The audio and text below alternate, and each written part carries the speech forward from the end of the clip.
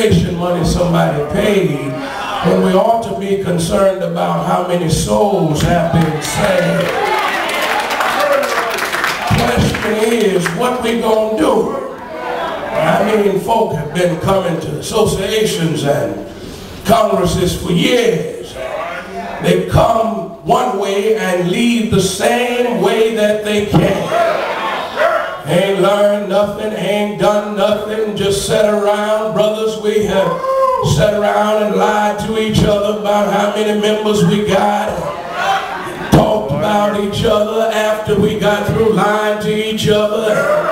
You all have lied to one another and shouted and cussed folk out right after you walked out to church. Fellowship hadn't been any different. Never talk to folk till you see them again next year. Never implement anything that we've learned, possibly because we hadn't learned nothing. Because teachers come in classes unprepared with a piece of paper at the last minute, making up classes. And what shall we do? Well, come together and raise money and split rabbits and all this kind of thing. But what shall we do? That's a question that somebody need to answer tonight. Folk get tired of coming to stuff that have no significance, that has no meaning. We just sit around and talk to one another.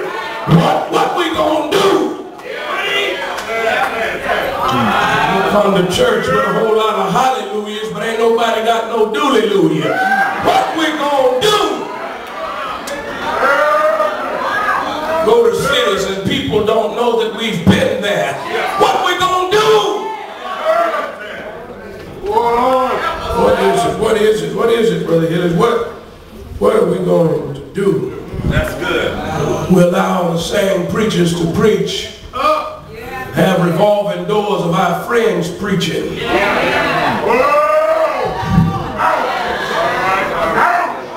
It's tight, but it's right.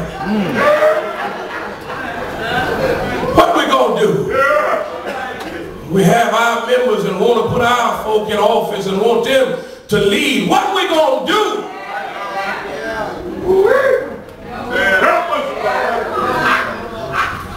But what is it that we're going to do? Paul writes a whole lot. Here he writes from Corinth, and I got stuck at chapter 1. And I realized that in chapter 1, verse 1, if you got your Bible and hadn't closed it, all right. Paul says, I'm going to tell you what the first thing you got to do is, you got to realize this ain't about you.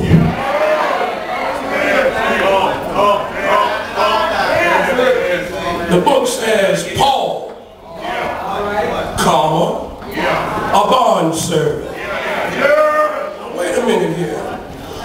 If he didn't give his resume, he didn't tell you where he went to school, he didn't tell you where he lived, he just said, I'm Paul, and I'm a bondservant. Some of y'all ain't got it yet. He didn't claim that he was the chairman or he was the president. He just said, I'm Paul. Now watch this. He said, I'm Paul, but you do know that he had another name before he became Paul. And so Paul recognizes that when I introduce myself, I don't introduce myself for myself because I do have a past, but God has changed my name. Some of y'all ain't got that. He says, I'm a bondservant. That means I don't move at my own will, but I'm receiving orders from somebody else. When he tells me to move, I move. But I'm not serving at the will of man. I'm serving at the will of God. Some of y'all didn't get that. We want all of us to be called doctors. Some of us ain't even good nurses. Some of us want to be called president. But Paul said, all I want to be called is a servant. I wish I had about 3 people here who didn't need your name called, who didn't need your name to be on the program, who didn't need your name to be called for the president or the head honcho. But all you want to do is be a servant, because you do know that he said, serve in the Lord.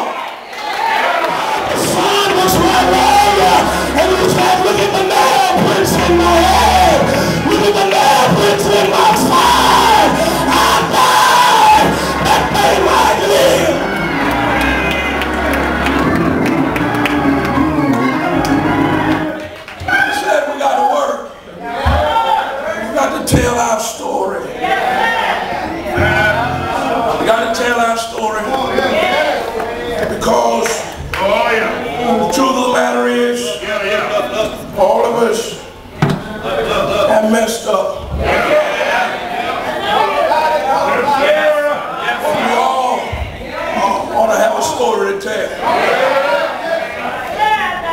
Sometimes I used to think that the Titanic was about a woman who rode on a ship. A whole lot of rich folk and hit an iceberg and it went down.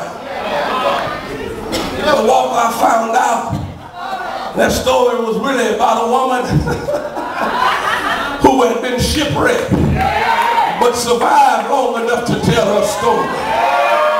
Now if I was really preaching, I'd ask you, have you been through some storms and you survived your storm?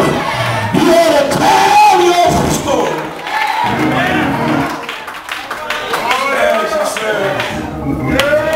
He says that you need to learn how we ought to work for the Master.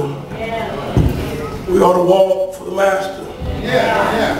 And then we ought to wrap ourselves up in the Master. I wish I had time to talk about that Greek aorist tense of that word that means not just put on one time, but it means you ought to always wear the clothes of Jesus the Christ.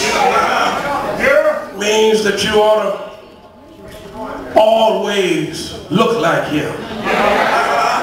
There is something called DNA, deoxyribonucleic acid.